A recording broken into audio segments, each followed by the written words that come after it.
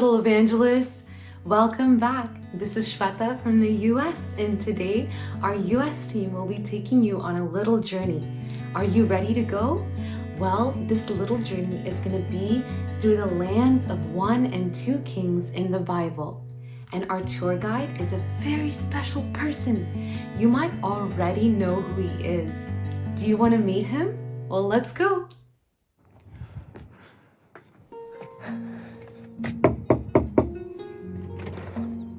Welcome, young disciples. Please come in. So I've heard that we have been journeying through the Bible. So today I want to talk about 1st and 2nd Kings. So this is the story of the history of Israel. It's a 400-year history.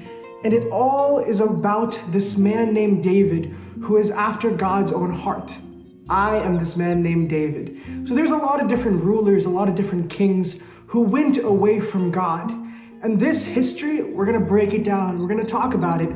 So I want you guys to put on your thinking caps and follow me as we go through this history.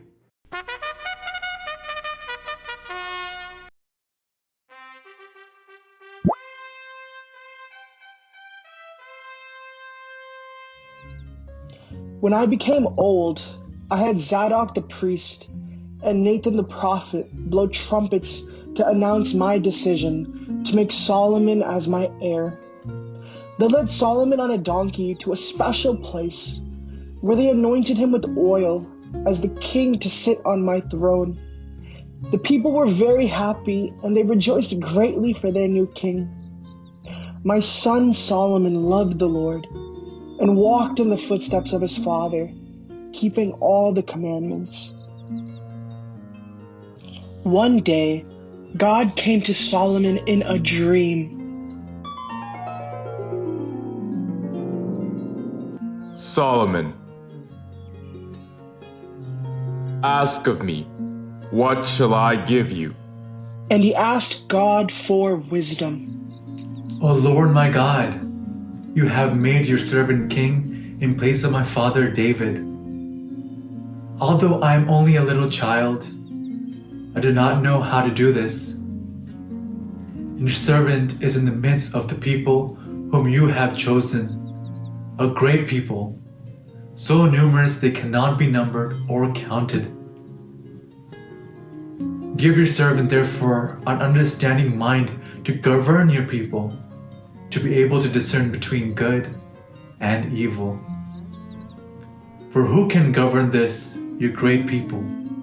God was pleased with Solomon's request and gave him great wisdom and understanding. His wisdom was known far and wide, and people from many nations came to him. Honestly, I wasn't too upset that I wasn't the one to build the temple, because my son Solomon built it, and he built a beautiful temple in Jerusalem on Mount Moriah. After the temple was completed, the priests brought the Ark of the Covenant. Do you remember what that was? So inside of it, it had the 10 Commandments, and it had the rod of Aaron, and the bread from heaven, manna. And they placed it in the inner sanctuary of the temple. So the glory of God filled the temple in Jerusalem, which became the center of worship for all of Israel.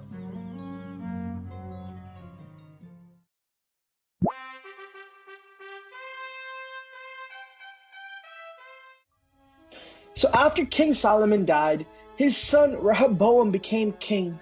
He made the wrong choice of listening to some of his young advisors, and he treated the people harshly. This made everyone so angry, and 10 of the 12 tribes of Israel refused him to be their king. So they chose this man. His name was Jeroboam. So these 10 tribes followed him, and they formed a northern kingdom referred to in the Bible as Israel. So then King Rehoboam, he only ruled 2 tribes in the southern kingdom, and this was known as Judah. The northern kingdom, they were horrible. They ended up having many false places of worship with golden calves, and they no longer traveled to Jerusalem to worship in God and Solomon's temple. And This caused the two kingdoms to be at war with each other for many years.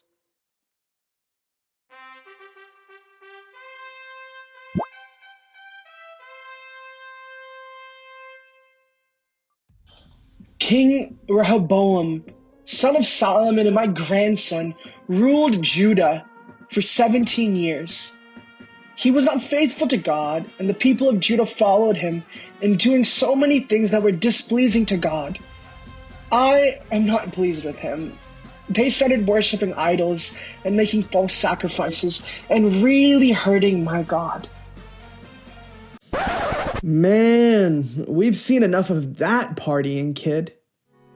In the 5th year of the reign of King Rehoboam, Egypt attacked Jerusalem and stole all of the treasures of the temple.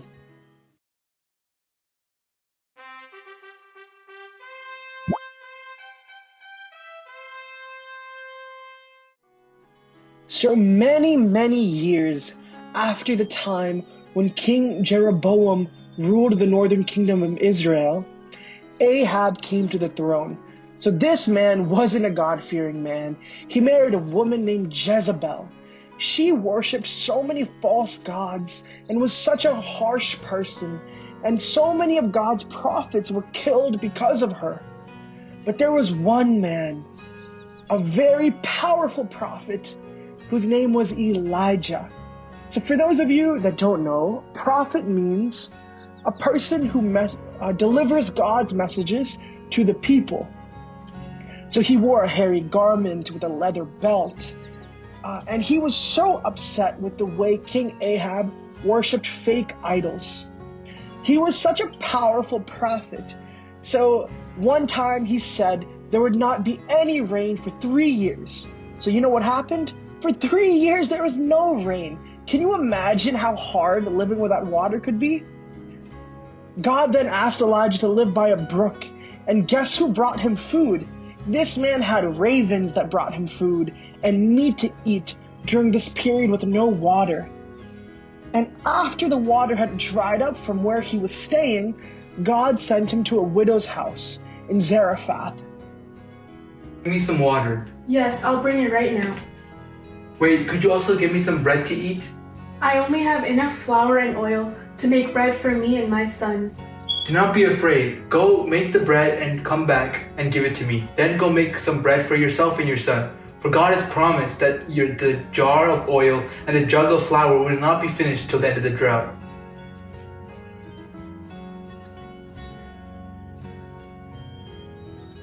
Just like God had promised, both the flour and oil lasted until the end of the famine period. How crazy is that?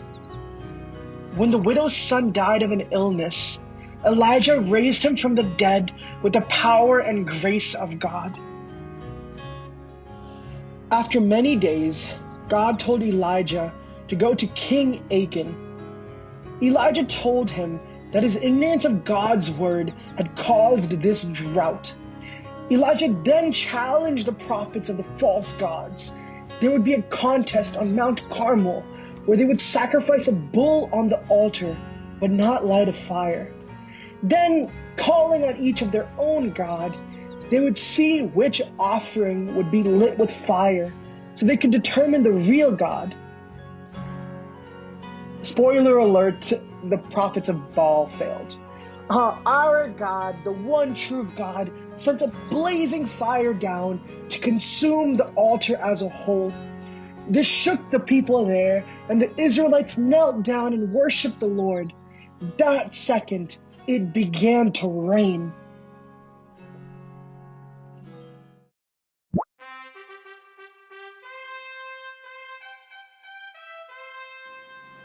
So then God spoke to Elijah. It was time to find a successor, a person to take his place. And this man's name was Elisha. So Elisha would take Elijah's place, but first he became his helper, and he followed him until it was time for Elijah to go and be with God forever. The two prophets walked by the river Jordan. Then Elijah took his cape off, rolled it up, and struck the water. The river divided and they crossed over it. Then Elijah asked Elisha what he could do for him before he went away. And Elisha asked for a double share of his spirit. Suddenly, a chariot of fire and horses of fire came down, and Elijah was carried to heaven in a whirlwind. Elisha then picked up the cape that Elijah dropped, and he went to the northern kingdom, and he worked as a prophet of God, and he worked many, many, many miracles.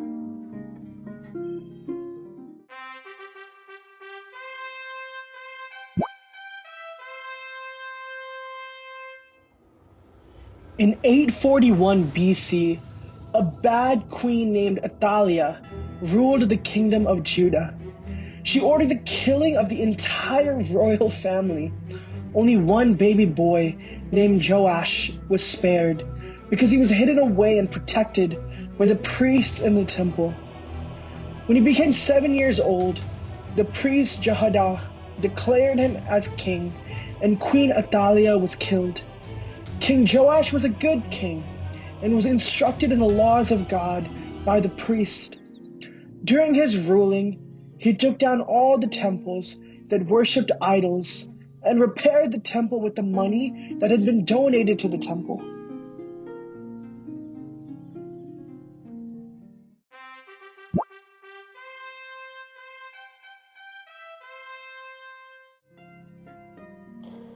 So the prophet Jeremiah delivered a message from God to the people in the southern and northern kingdoms.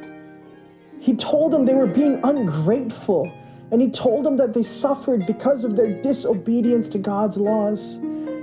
Now you'd think they would have changed, but they didn't.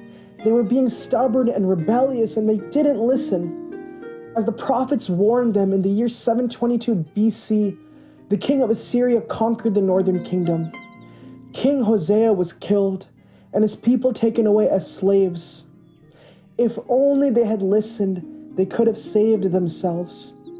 The 10 tribes of the northern kingdom were now scattered in other unknown lands. Never did they return to the promised land, and so today they are known as the lost tribes of Israel.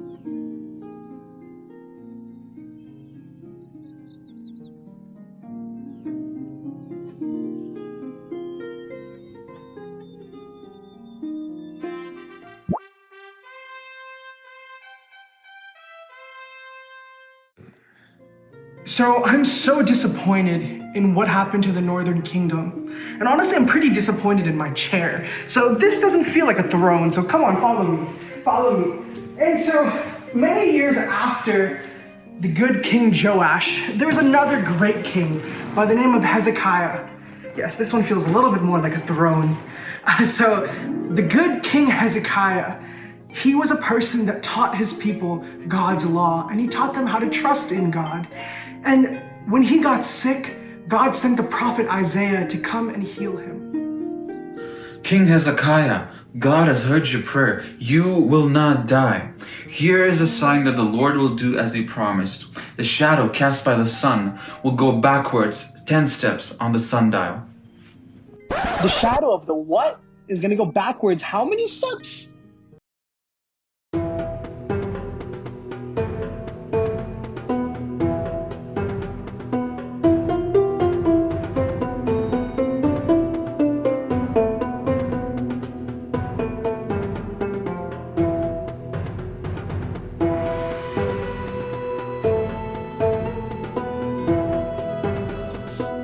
Oh my goodness, and you won't believe what happened. The shadow cast by the sun went backwards 10 steps, and King Hezekiah was well again. How amazing is my God?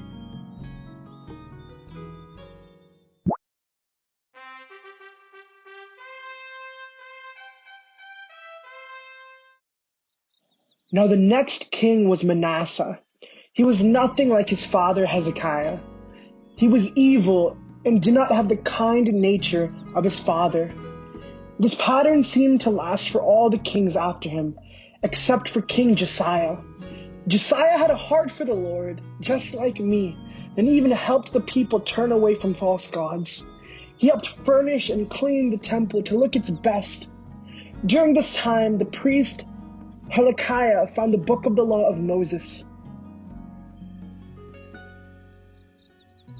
King Josiah read the words of God, which so deeply moved him, and he made a covenant with God to keep his commandments. Being so strong in his relationship with God, he tore down the altars to false gods, and he declared the Passover to be celebrated once again as per the Jewish tradition.